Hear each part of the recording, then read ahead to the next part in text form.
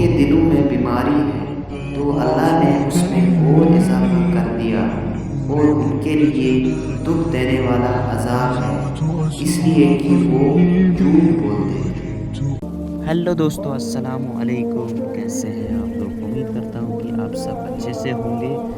तो आप लोगों को बता दूँ, जैसे कि लास्ट वीडियो में मैंने आप तक सूरह फातिहा की आयतें पहुँचाई थी, तो आज हम कोशिश करेंगे आप तक सूरह बकरा की पहली 10 आयतें मैं आप तक पहुँचाऊँगा और इनको हम समझने की कोशिश करेंगे और इनको गौर से सुनेंगे। तो चलिए इनको सुनते हैं। पहली 10 आयतें सूरह बकरा की। अलिफ लाम मीम, ये अल्लाह की किताब है, इसमें ज़रा शक व शुबा की गुंजाइश नहीं। ये हिदायत देने वाली है खुदा से डरने वालों को, जो यकीन रखते हैं पोशीदा चीज़ों का और कायम रखते हैं नमाज को और हमारे दिए हुए रिज़्क में से खर्च करते हैं, और जो ईमान लाते हैं उस पर जो तुम पर उतारी गई है, यानी कुरान, उन किताबों पर जो तुमसे पहले उतारी गई है, और आखिरत पर भी यकीन रखते हैं। यही लोग अपने रब की तरफ से सीधे रास्ते पर हैं और यही लोग पूरे कामयाब हैं।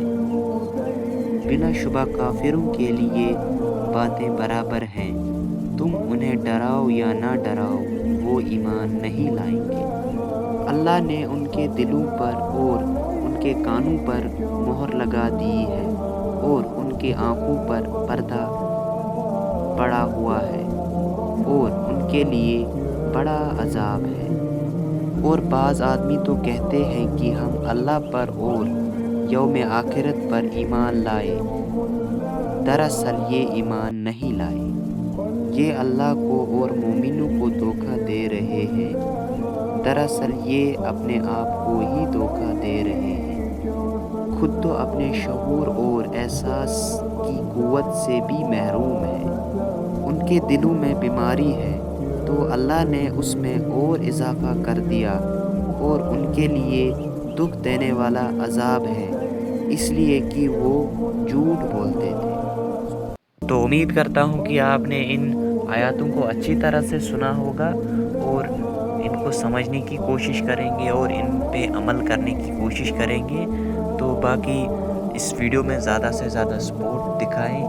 जब तक मैं दूसरी वीडियो लाता हूँ, प्यार दिखाएं, सपोर्ट दिखाएं और प्यारा सा एक कमेंट ज़रूर किया करें और इस वीडियो को ज़्यादा से ज़्यादा शेयर किया करें। बाकी अगर इस चैनल पर नए होंगे तो सब्सक्राइब